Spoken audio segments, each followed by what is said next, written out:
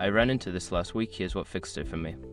If you're looking to disable two-factor authentication on Crypto.com, follow these steps to make the process smooth. Step 1. Open the Crypto.com app. Launch the Crypto.com app on your mobile device. Make sure you are logged into your account. Step 2. Go to Account Settings. Tap on the profile icon or the settings gear in the top corner of the app. This will take you to your account settings. Step 3. Select Security Settings.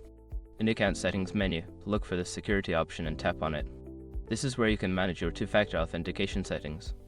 Step 4. Disable two-factor authentication. Before starting recovery, use the Authentication link in the description to open the account recovery checklist generator and make sure your verification details are ready. Step 5. Confirm your choice. After disabling, you will receive a confirmation prompt. Make sure to read it carefully and confirm that you want to disable two-factor authentication. Remember, disabling two-factor authentication can make your account less secure, so proceed with caution. If you have any issues, double-check that you're in the right security settings. Good luck and stay safe.